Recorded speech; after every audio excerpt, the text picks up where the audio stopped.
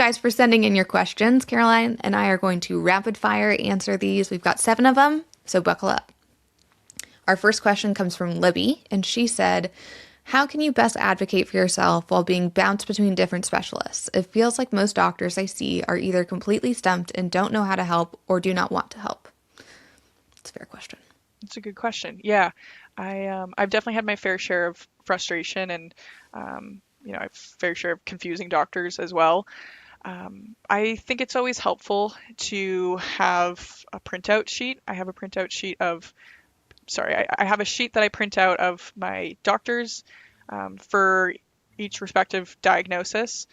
When I was diagnosed, what were the parameters that were used to diagnose me, and any like relevant tests, and just kind of, you don't have to make it too formal, just kind of have it in little sections. So that helps add validity to your experience, and you can say, hey, you can speak with this MD if you have, questions about the validity, or you can look at my chart and see, and it just kind of gives them a boiled down version.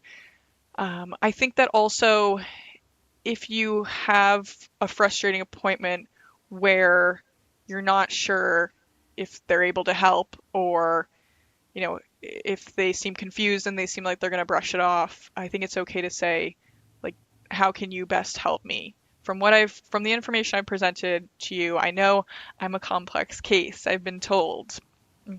But do you think, like, in any scope of your practice, do you think there's anything that you can do to help? If not, you can ask, who can I see? Who do you recommend?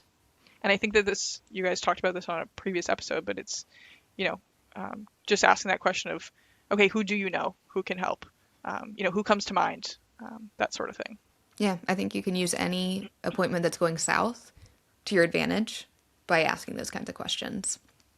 I also will say, those are frustrating appointments, hands down. But a fast no and someone saying, I don't know how to help you, way better than somebody that's going to kind of like dick you around and not help you, but doesn't have the confidence to say that they can't help you. If you are getting that feeling, just know that they might not be the right one, and you can find another provider.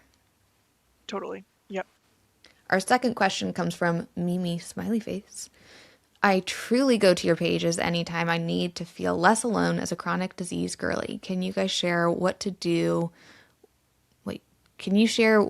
you guys do to help with your anxiety on days where you can't get out of bed? What do you do during that time? I feel like watching TV, I just feel so lazy. I don't know. Tips? Well, I mean, you're talking to the CEO founder of Duvet Days, so. Dro. I love a good duvet day. I think it's easy to view it as lazy until you reframe that bad boy and like make it in your schedule. So as you guys know, I love a good time block.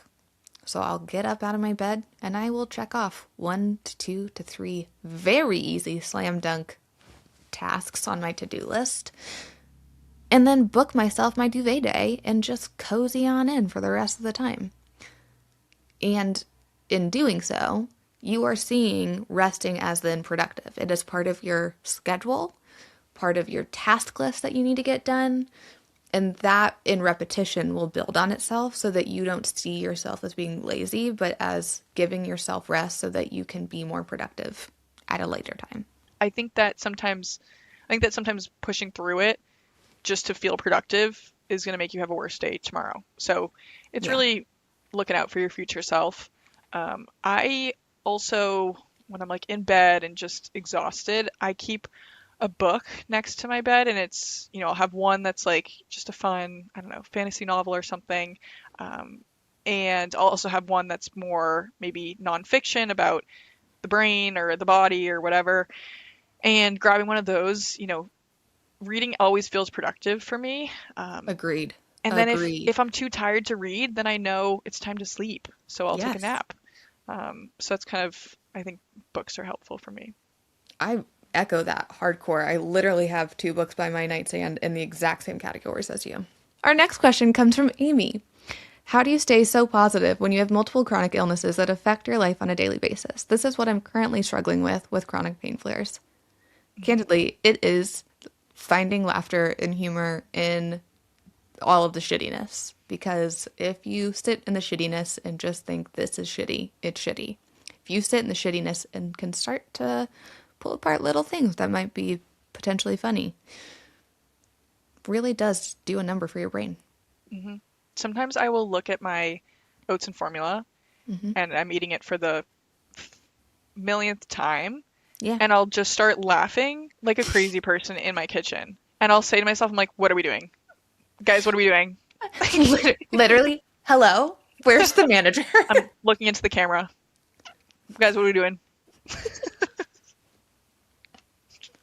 Having a Jim Halpert moment, breaking the fourth wall.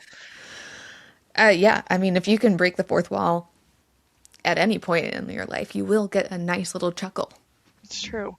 I think that it's important to be like, this sucks. And it's okay to like tell people too. I'll have bad days and I'll tell my boyfriend like I just really want to cry and I'm just really in my feels about like I hate everything this, right that, now. or the other thing. Yeah.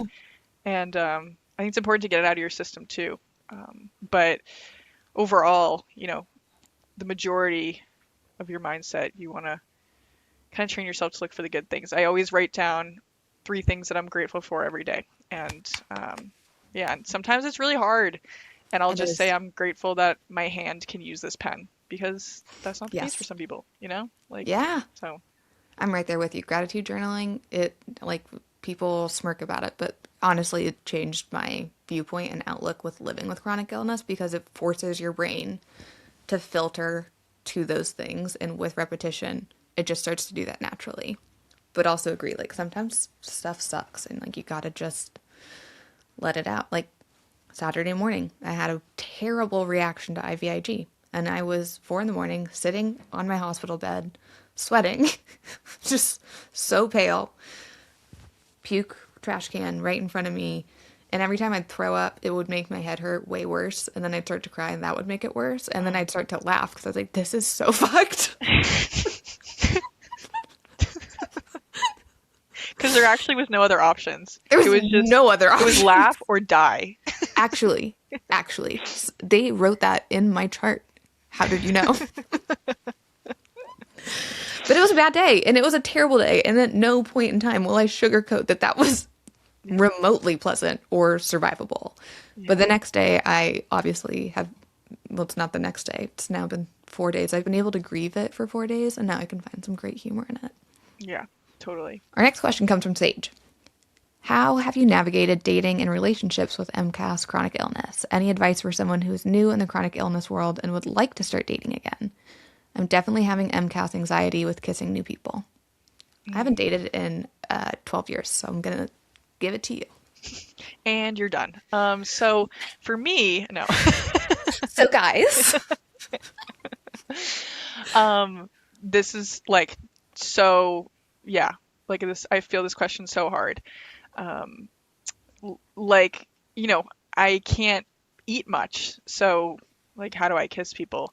And I actually need to eat a lot of things to kiss people. Yeah. So, okay. Short answer is communication, and yes, these issues will actually serve as filters for finding the best people. That goes for friends, that goes for family, that goes for significant others. But the fear thing is so real, and it's a protective measure. I dated a boy, this poor boy. I dated him. He was so sweet. We just weren't the right fit. But we dated for 2 years, and I never let him kiss me because I was so scared. Stop. I was like, you can kiss my cheek. You can kiss my neck. I love you. Also, this is a very sweet boy. So sweet. So sweet. He broke up with me, so he's not that sweet, but fuck him, actually. He'll rue the fucking day. Yeah, he didn't deserve these lips, okay? Yes, exactly. Damn, Caroline, that's actually was this during the peak of this was like the 2019 like re-flare up after getting diagnosed, after expanding my diet, and then my whole world shrunk again. Yeah. And he just, I don't know, we met and clicked, and it was honestly really nice to have somebody like desire me when I felt like I just wanted to die. So Yeah. I was like, you know what, this person doesn't want me to die, so I think I should live. You can stick around. Hmm. Thanks. Exactly. I So that I was is very way true. too scared to get hospitalized or whatever. And then I started dating somebody else, and you know, he might have been a little hotter. I might have been a little more attracted to him. Oh, Who's to say? And I asked my specialist, I was like, this is a weird question, but what can I do to kiss this man? yeah. And she said, oh, that's like not weird at all. Like, I'm glad that you asked. I'm sure she gets Basically, asked that a lot. right. So I was like, all in my head about it, and I'm like, just ask the fucking question, Caroline, just ask it. And I finally Yes. did, and it changed my world. Thank God. Yes. So she was like, well, because you're on, you know, because you have the true blood allergens, sorry, because you have the true blood allergies of peanuts, nuts, sesame, mustard, kiwi, seafood, like we know those have been triggers, you know, in your life. So they have to go 24 hours without eating those things, because that's, you know, gives sufficient time for the protein to break down, Makes sense. because I'm so severely reactive to those things. And then she said, you know, because you're just on the oats and formula, they need to wait 3 hours after eating anything, you know, even if it's just a single ingredient food and, you know, something you can touch and be around, like you still can't eat it. So give it 3 hours, and then finally have them brush their teeth. So, you know, if they eat the oats and the formula with you, they can kiss you right after, you know, great. But so a lot of times me and my boyfriend will have like a date night, and we'll do a fun oats and formula recipe, and then we'll be able to kiss, you know? So, Cute.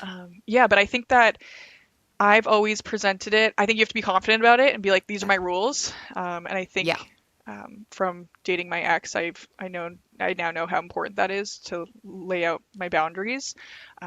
So I basically, you know, the first date it'll be coming to an end, and you know, they're kind of maybe leaning in, giving you those Mm. kind of like their eyes go a little dead, you know, how men get, but you know what I mean? They like lock in and they're like, Like that. exactly. And before they hit me with that, I'll say, I was like, it was Stop. really great to me. Stop. I'll punch them in the throat, and Good then, so I'll basically say, like, I had a great time. If you want to, you know, I'd love to see you again. If you want to kiss me the next time that we're together, there's a few rules you have to follow. And, you know, I can text them to you, but, you know, I wouldn't be able to kiss you right now, but I'm hoping that maybe you want to see me again and kiss me too. And, That's cute. yeah, you can make it cute. You That's can. really cute. Yeah. And like, Aw. it's romantic, you know, and I think that Yeah. people love doing things for the people that they care about. So I think for me, it's a love language, you know. If my boyfriend Mhm. shows up and he's ready to kiss me, shows a lot of thought, it shows a lot of consideration and care. And you know, if he doesn't, then I'll kill him. No, I'm just kidding. But if he, Swift throat punch. but then I think back to I my want to see ex the from dead high in your school, and eyes. yeah, I think back to my ex from high school, and think about how much, you know, there wasn't that same love there. That wasn't there. No. There wasn't that same consideration or care. So I think it's very telling, and I think you can weed out the good ones from the bad ones. And you might not get a random bar makeout, but honestly, do we really want one anyways? No. Yeah. They leave you empty. Just a lot of tongue and Just yeah, just like messy. it's like a dog, like a drooling dog. No, you A want bulldog. yeah. It's gross. It's gross. Yeah. Not to shame anyone, but Next question is from Penelope. How did you navigate getting a job, and what does your job look like? Do you ever find yourself at work needing to take a break? How do you know when you have pushed your mind body too far during the workday, and what do you do about it? That was my constant struggle and why I kept flaring so badly when I was working in finance. yeah, I mean you can't really half-ass finance either. It's like they don't want the numbers to be wrong for some reason. so annoying. So rude. Crazy because like you're just a girl, so like I know. Just a girl trying to live in this world. Yeah. Yeah. I do remote work. So I think that number one tip would be get a remote job. I know that's Agreed. easier said than done because everybody wants a remote job, even if they're able-bodied, just because it provides freedom and, relaxation and stuff. But I don't use, energy to commute to work or anything, and I don't have to worry about reacting to an office space or whatever. And then secondly, I make accommodations, like physical accommodations for myself. Like I'll have my feet elevated for most of the day. I'll even like lay down and do work. And I luckily just have some really great bosses, and they understand that if I say I'm tired, it means that it feels like my body's covered in wet concrete, and it feels like there are weights attached to my eyelids, and I simply like Cannot. it's enough. Yeah.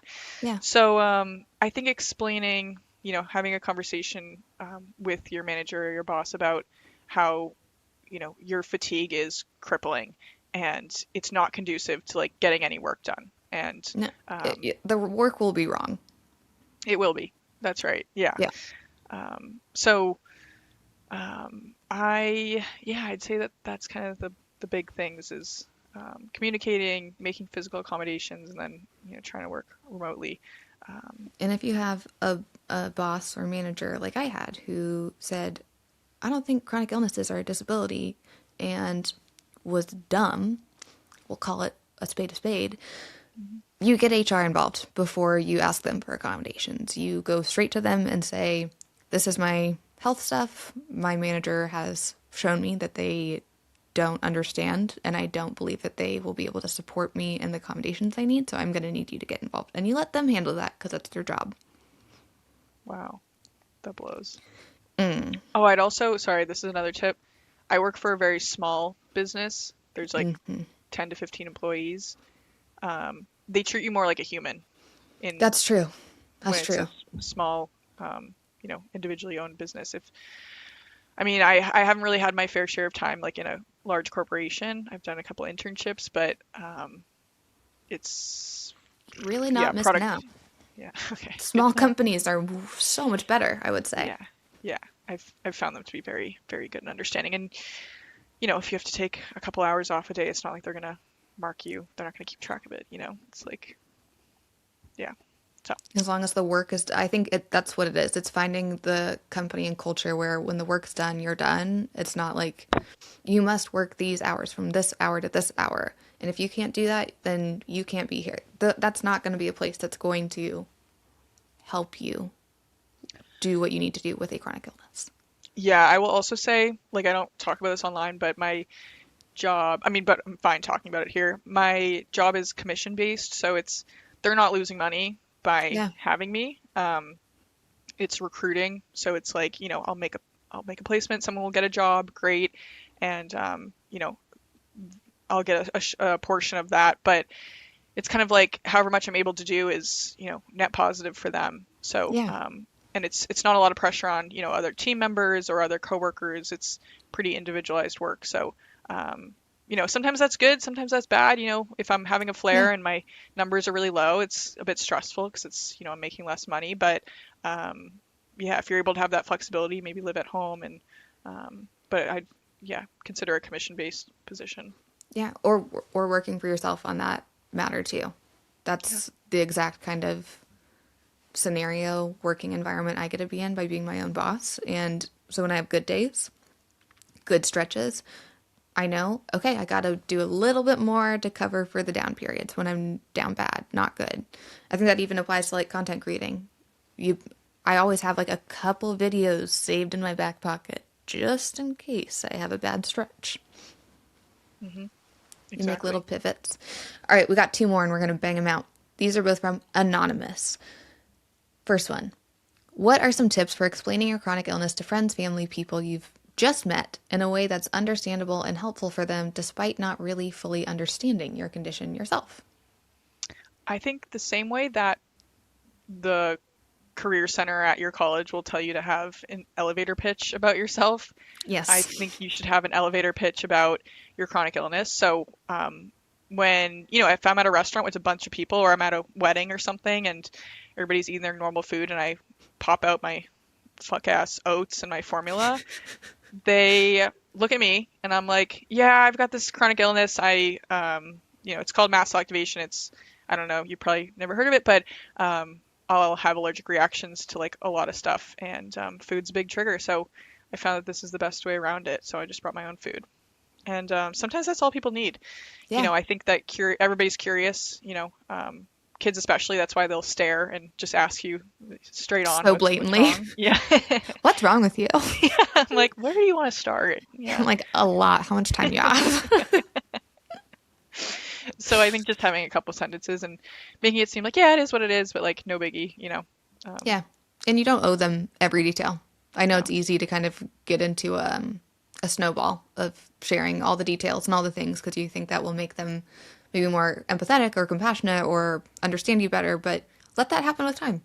Just give them the little bare minimum, and as we've said in this episode, like it's a filter. If they're curious and want to know more, then you can share more, but you don't have to. I think that's like, there's a lot of power in knowing that you don't have to explain anything to anyone. Mm-hmm. Exactly. And our last question, how much protein do you have in a day with your hypoallergenic formula and oats, and how has that affected your body? Like, are you perpetually constipated? Do you think you get enough fuel every day to perform tasks? I think I get about 30 to 40 grams of protein daily, and that's without my weekly IVIG, which is like another, I don't know, few grams. But IVIG has protein? Mm-hmm. What? Yeah, big girls got to eat. Wait, is this why I'm not so hungry on IVIG days? Probably. Yeah. What? Yeah. My brain was just blown right now. Oh my God, love that. Because I feel like you know so much about everything. No, I just pretend. Oh, perfect. You do a very good job. Thank you. I'm like flabbergasted right now. Wait, what? Yeah. How much protein are you supposed to have in a day as a human being? And then as a dog after that? I think you're supposed to have like 60 or more. I mean, I think like the influencers should do like weight training and stuff, do like over 100 grams. Whoa. So I could definitely be getting more protein. I would like to be getting more protein, but we're just working with what we got, Yeah, we are. That IVIG's got to step up a little bit. We are working with an E. Working. Do other medications have protein? I don't think so. How much protein should I eat? Oh, God. Isn't it like, wait, I think I know the answer. No, wait, that might be calories. No, it's your weight divided by 2. Yeah, something like that. Yeah, because it's between 50 to 150 grams. Yeah. So, okay. So I feel like I could be getting more protein, but I'm okay with the amount that I'm getting right now. And what was the second part of the question? Are you constipated all the time? And how does it affect your body? Yeah, I'd say I have pretty regular bowel movements. Again, they could be more regular, but I think the thing that makes them most regular is if I move. If I do my walking pad, if I do a workout, if I have a little vibration plate that I stand on. Wait, does that not activate your mast cell? No. It gives me heartburn, so I'm thinking about returning it, but... It gives me hives. Really? Like full body hives. Really? Yes. Damn. That blows. I know, I was really excited about it. I used to have like a booty in college, and I was like, maybe this will get the booty back. No. Maybe it would, but it would also be really itchy. Damn. I get hives from lifting weights. Yeah. I guess we're just supposed to be small. We'd be too powerful. That's what they're worried about. Truly. Mm-hmm. Truly. Yes. So to answer your question, we are always constipated. We need more protein, but we do live our life as is. Yeah. And that's a wrap. Thank you so much for joining me for another week of Calling in Sick.